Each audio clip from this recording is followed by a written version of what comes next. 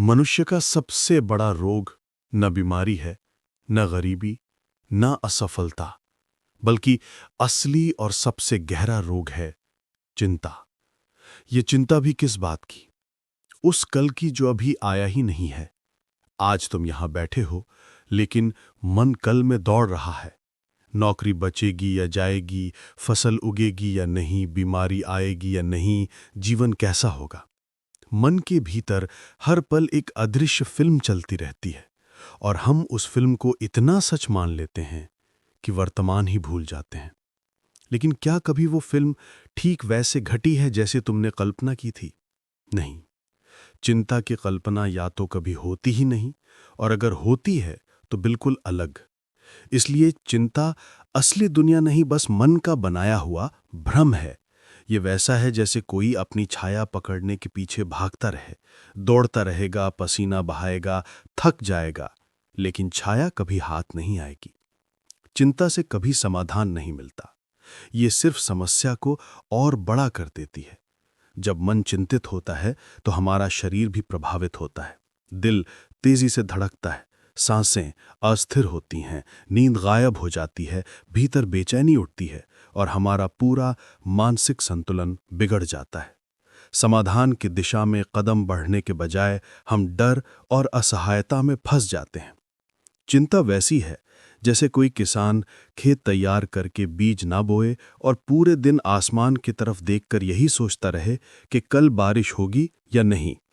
वो फल चाहता है, पेड़ चाहता है, छाया चाहता है, लेकिन बीज बोना भूल जाता है। हम सब उसी किसान जैसे हैं।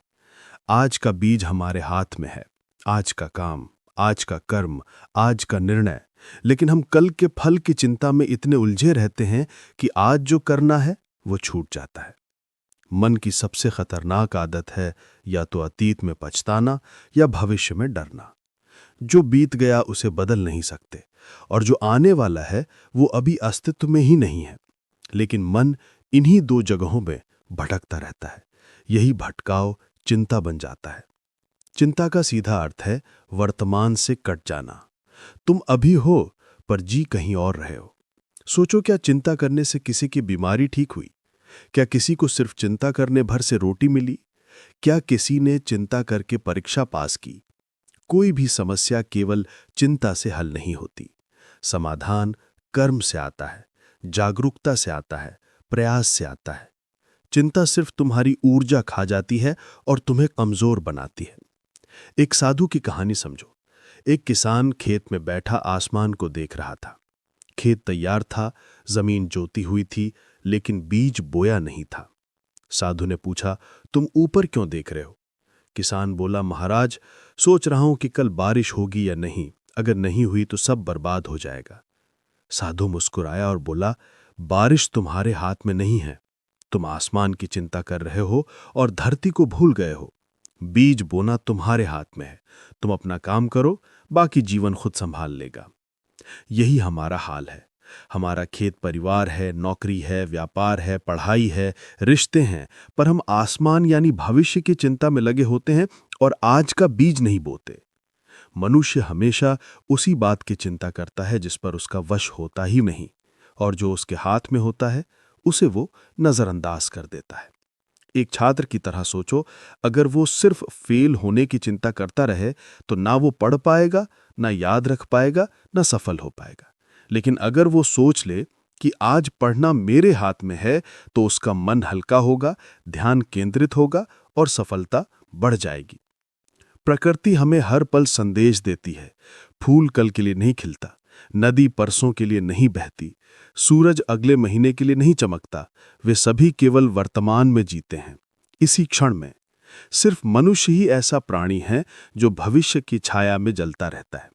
भविष्य कभी आया नहीं, जब आता है तो उसका नाम बदलकर आज हो जाता है। लेकिन मनुष्य इस आज को भी नहीं जीता, फिर नए कल की चिंता शुरू कर देता है। इसी चिंता में जीवन बीत जाता है और जीना छूट जाता है। जीवन का सबसे सुंदर सत्य यही है कि वर्तमान ही वास्तविक है। कल अनिश्चित है और उसी अनिश्चितता में जीवन की सुंदरता छिपी हुई है। अगर कल पहले से तय हो जाता तो जीवन में न रोमांच होता, न आश्चर्य, न अनुभव। इसलिए चिंता छोड़ना जरूरी है। जीवन का सार एक ही है, जो तुम्हारे हाथ में है वही करो, जो नहीं है उसकी चिंता मत करो।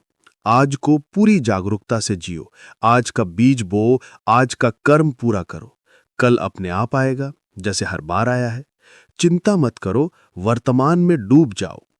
जब तुम आज को जीना सीख लेते हो, तभी जीवन खिलने लगता है और भीतर शांति उतरती है। यही जीवन का असली रहस्य है। आज को पूरी तरह से जी लो, कल खुद संभाल जाएगा। तो ऐसे ही ओशो के विचार सुनने के लिए हमारे चैनल से जुड़े रहें और चैनल को सब्सक्राइब करना ना भूलें।